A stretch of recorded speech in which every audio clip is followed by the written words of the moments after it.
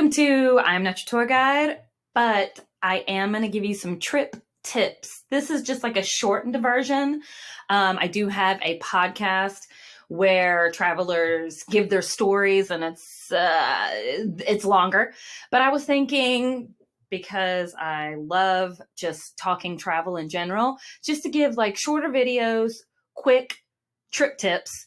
In a specific country or location. So today I'm going to start us off with a bang. One of my favorite countries to visit would be Honduras, Central America. If you live in the United States, especially if you're positioned in Atlanta, it is a quick flight away. It takes you less time to get to Honduras than it does to get to Las Vegas from Atlanta. So the jet lag is nothing. It's great. Time difference can be an hour depending on the time of year because they don't observe daylight savings time. But anyways, let's start with the why. Why? Luscious jungles. It's not, the mainland Honduras is not overpopulated with tourism, even though I am part of tourism, so I'm not hating on it. I'm just saying it's somewhere different. It's somewhere that you're not going to see everybody at. There's rich culture, great food. Whenever you're traveling on the side of the road, make sure you stop and get you some pupusas and some coconut water that they serve it out of fresh coconut. Throw a straw in there. It's excellent. So the why is just beautiful. And Spanish, oh God, everybody speaks Spanish, and I love Spanish. It's just a beautiful language. They also have some Spanish schools there that, hey, if you're looking to just fully immerse yourself, go remote, that's a solid spot to do it. So I'm going to give you 2 quick trip tips on what I personally like to do. You do whatever you want. I'm just saying this is my recommendation. Trip number 1, I would fly into San Pedro Sula. You can either fly into Tegucigalpa or San Pedro Sula. I fly into SAP. Once I get there, my first move would be to go to La Ceiba. So La Ceiba is about a 3-hour bus ride away. You can get they've got their version of a Greyhound bus. They're actually pretty nice buses. Security is on it. A lot of them are air conditioning. It's a pretty legit ride. Just make sure you check the timing on that, because last time I was there, I think the last bus went out at 6 at night. So if your flight doesn't get in until later, just make sure you coordinate with getting there. You can take a taxi. It's going to be a bit more money. And I honestly don't advise traveling those roads at night. It's just something, if you can avoid it, I would travel during the daytime. And not because it's a horribly dangerous country, but at night it can get a little rough. So that's a tip. Once you get to La Ceiba, I really like Jungle River Lodge. It is a dirt road ride away. So once you get to the bus station, you can get a taxi, tell them to take you to Jungle River Lodge. It's not too far up the dirt road, but it's a 3-star hotel, motel, hostel-ish feel. They have the basic necessities that you need. It's not like you're camping, but at the same time, it is not a 5-star lodge. To me, I think it's wonderful. The food is wonderful. It sits on top of these rocks that you're overlooking the river. And through Jungle River Lodge, you can either do a whitewater rafting tour, which is super cheap. It's just a couple hours long, very cheap. I want to say it was like 35 to 40 US dollars last time I was there. It could be more, check, but it was very affordable. And then they also offer jungle trekking, which is my jam. If you want to feel like you have somebody to guide you, definitely go with them. They know the nitty gritty and the ins and outs of this area. Pico Bonito National Park, rainforest. It's absolutely stunning. I'm talking about gorgeous. A underrated. And if you've ever been there, you will agree with me. If you haven't, you're probably like, why have I not heard of this? It's just, again, it's not on, I don't think it's on, I mean, maybe it is on Instagram, but it's not a spot that you just see popping up in your feed. So, also, another idea, if you don't want to go on a tour with them, you can get a taxi and go to Pico Bonito National Park on your own. So, coming out of La Ceiba, going towards Pico Bonito, you're going to look for like this janky sign that says like Las Cataratas. And it's in a pineapple field. And if you might want to ask your taxi before he takes you, say, hey, do you know where the entrance to the waterfalls are, the cataratas are, in the Dole pineapple fields? I have asked that question before, and 9 out of 10 times, the taxi drivers know where they're going, or where that spot is. And so what you'll do is they will drop you off, and there's a guy at the gate. He lives there. He charges me a different price every time. It's not expensive, but you can get in, do the hike on your own. Now, difficulty level, I'm going to say a medium.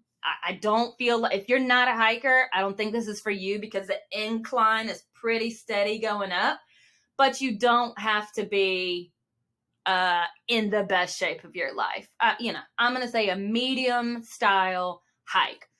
But once you get done, you are going to have to hoof it, walk all the way back to the main road to try to catch a taxi. Unless you want to set up a certain time with your taxi driver, ask him if he could come back and pick you up. But again, this isn't just something that everybody's going to. A lot of the local people that live there will go to this waterfall, but you don't see a lot of tourists. Anyways, gorgeous, totally worth going to. I recommend 9 out of 10. So if you are looking for something more in a humanitarian world, mission trip world, my parents actually live there. Their email address is whitefieldsmissions.net. whitefieldsmissions.net. It's in Honduras, La Ceiba. If you're looking to volunteer at a school, at the Ancianos, the old people's home, work on building projects, hit them up. They have a whole organization out there. They've been out there for 18 years now. So they are just solid people that are doing really good work. So if that's your thing, hit them up.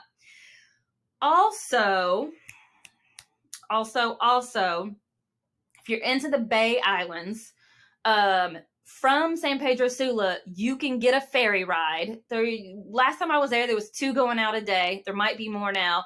You can go to Roatan, which is very, very touristy, which is fine. Cruise ships go there. They get dropped off. I don't know how often they run. I think once a week.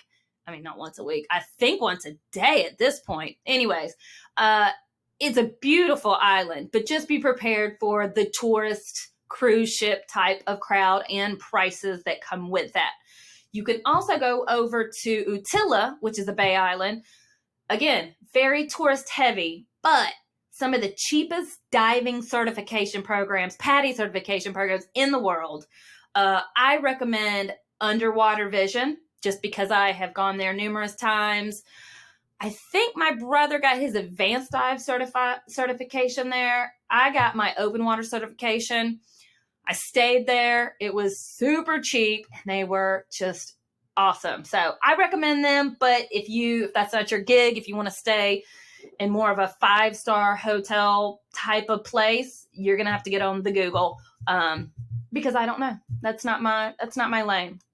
So Utila's amazing. And then if you want to go somewhere a little less crowded, Cayos Cuchinos, which you probably have to pay somebody from San Pedro Sula in a private lancha or boat to go to Cayos Cuchinos. They're smaller islands. Some of them have like little Airbnbs you can rent. Check those out. Definitely worth the stay. If you're going there, make sure that you check with whoever's bringing you to see if they have snorkel equipment. You're going to need that. The water is so freaking clear. It is beautiful. So that is my trip tips number 1 for Honduras, flying into La Ceiba. Trip tip number 2, I'm going to be a little bit quicker. This is if you want to go a little southwest and go to the Copan ruins. So spending a couple days there, it's an archaeological site. This site functioned as the political, civil, and religious center for Copan Valley. It's of the Mayan civilization. That is what flourished there. So it's very interesting. I've been a couple times. It was absolutely beautiful. And again, not overrun with tourism. The town close by is a great place to stay. Cobblestone streets. Kind of reminds me of that Antigua Guatemala feel, just not nearly as big. Love that spot. I recommend going there, spending about 2 nights. And then if it was me, I would take a bus, cross the border into Guatemala, and either head towards Antigua. It's a bit of a long bus ride, but to do that route, or you can cross over in Guatemala, start going north towards the coast, and Livingston is a beautiful area. Waterfalls, hikes, very colorful, a Caribbean vibe to it. It's just different. It's something different. So you'll get 2 different sort of feels and cultural experiences with that trip. I do want to recommend really quickly when you're packing, flashlight, because you never know when the electricity is going to shut off. Bug spray, like seriously, bug spray. Depending on the time of year, the bugs can be pretty rough. So always have the bug spray. And I would bring, because everything you're doing over there kind of revolves around water, on either Amazon or REI, I would order one of those quick drying towels. Those have come in really handy for me because overnight they dry really quickly and you can use them the next day. You're not carrying around some soggy towel. So those are my quick little packing trip tips for the trip. I could go into more detail, but you know, you're going to pack whatever you're going to pack. I just wanted to give you like what I wouldn't leave home without. So I hope this is helpful in any way. Go to Honduras. Enjoy it. If you go to Underwater Vision on Utila, tell them Starla sent you. And yeah, have a great time with your travels. Cheers.